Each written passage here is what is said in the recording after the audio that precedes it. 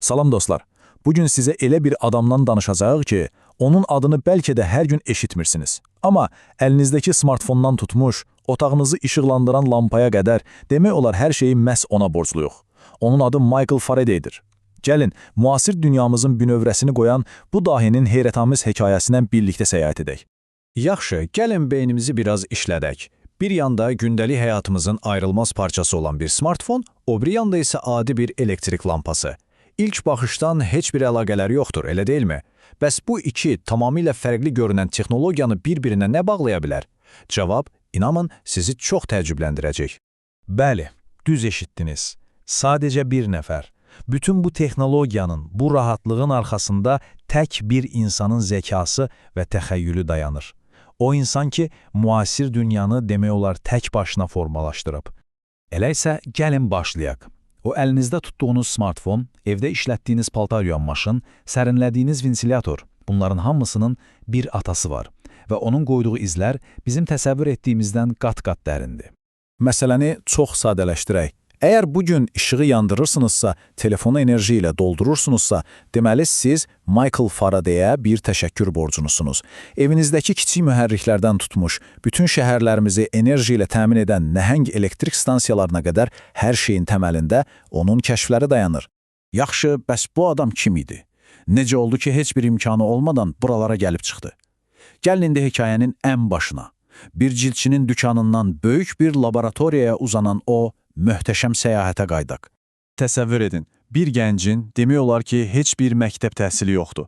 Kitab cildləyən bir şagird işləyir. Amma nə edir? Cildlədiyi hər bir elmi kitabı gecələr gizlincə şam işığında oxuyur. Özü-özünə fizikanı, kimyanı öyrədir. Və sonra həyatını dəyişəcək o cəsarətli addımı atır. O dövrün ən böyük alimlərindən birinə, Humphrey Davy'ə, öz əli ilə yazdığı 300 səhifəlik qeydləri göndərir.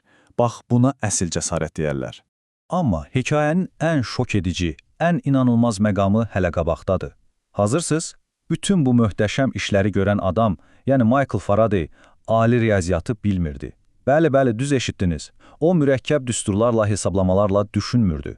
O fiziki prosesləri, qüvvə xətlərini beynində canlandırırdı. Onun əsl gücü təxəyyülündə idi. Yaxşı, burada haqlı bir sual yaranır. Ali riyaziyyat olmadan bir insan necə olur ki, bütün dünyanı dəyişir? Gəlin indi o möhtəşəm kəşflərə baxaq, görək o təxəyyül əslində nələrə qadir imiş. Hər şey onun ən böyük kəşfi olan elektromaqnit induksiyası ilə başladı. Fikir əslində çox sadədir. Faraday başa düşdü ki, bir maqnitlə məftili bir-birinə yaxınlaşdırıb uzaqlaşdıranda, yəni hərəkət etdirəndə, o məftildə elektrik cəryanı yaranır. Vəssalam. Bugün şəhərlərimizi işıqlandıran o nəhəng elektrik stansiyalar var ha, hamısı bax bu sadə prinsip üzərində işləyir. Bu kəşf sözün əsl mənasında dünyanı qaranlıqdan çıxardı.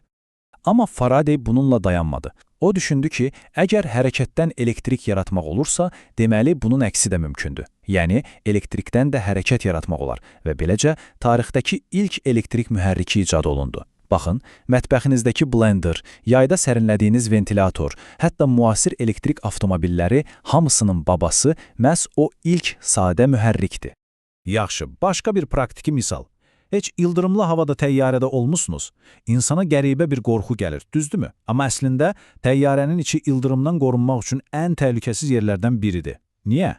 Cavab, Faraday qəfəsi. Faraday kəşf etdi ki, metal bir qəfəs elektrik sahəsini özündən çəri buraxmır. Təyyarənin gövdəsi də eyni ilə o qəfəs rolunu oynayır. Hətta evdəki mikrodalğalı sobanın şüşəsindəki o tor var ha, o da eyni prinsiplə işləyir. Və yenə də eyni suala qaydırıq. Bütün bunları riyaziyatsız necə bacardı? Bax, Faraday'in fərqi də elə buradaydı. Digər alimlər kağız üzərində mürəkkəb tənliklər yazarkən, o laboratoriyada əlləri ilə təcrübələr aparırdı. O, görünməyən qüvvə xətlərini gözünün önündə canlandırırdı. Yəni, onun beyni istənilən kalkülyatordan daha güclü bir vizualizasiya aləti idi. Yaxşı, biz onun elmi tərəfini, dahiliyini gördük. Amma Michael Faraday təkcə bir alim değildi. İndi gəlin onun hekayəsinin bir də insani tərəfinə baxaq. Onun xarakteri və vicdanı da, inanın, kəşfləri qədər heyratamizdir. Düşünün, Britaniya hökuməti ona sel titulu, yəni cəngəvərlik təklif edir, o isə təvazökarlıqla imtina edib deyir ki, mənə sadəcə cənab Faraday deyin, bu bəsdir. Krim müharibəsi zamanı ondan kimyavi silah hazırlamağı istəyəndə vicdanına sığmadığı üçün bundan qəti şəkildə boyun qaçırır və ən gözəli, Elmi uşaqlar üçün maraqlı və əyləncəli etmək məqsədi ilə milad mühazirələrini təşkil edir və bu ənənə, baxın, bu günə qədər Londonda davam etdirilir. Onun bütün həyat fəlsəfəsi əslində bu möhtəşəm sözlərdə öz əksini tapır. O inanırdı ki, ən böyük möcüzələr elə təbiatın özündə gizlidir. Bizim işimiz isə sadəcə onları kəşf etməkdir. Və əgər onun nə qədər böyük bir fiqur olduğunu hələ də tam anlamamışsınızsa, sizə bircə fakt deyim. Albert Einstein, bəli, Einsteinin özü. Deyilənə görə onun iş otağının divarında cəmi 3 alimin portreti asılmışdı. Biri Isaac Newton, digəri onun kəşflərini riyazi dilə çevirən James Clerk Maxwell və üçüncüsü, bəli, bizim riyaziyyat bilməyən dahimiz Michael Faraday. Beləliklə, bu hekayənin sonunda gəlin bir anlıq dayanıb düşünək. Əgər bir insan heç bir ali riyaziyyat biliyi olmadan bütün dünyanı kökündən dəyişə bilirsə, onda bəlkə də bizim ən güclü alətimiz heç də düsturlar və tənliklər deyil, bəlkə də hər şeyin açarı o sərhədsiz insan təxəyyülündədir. Bu barədə bir düşünün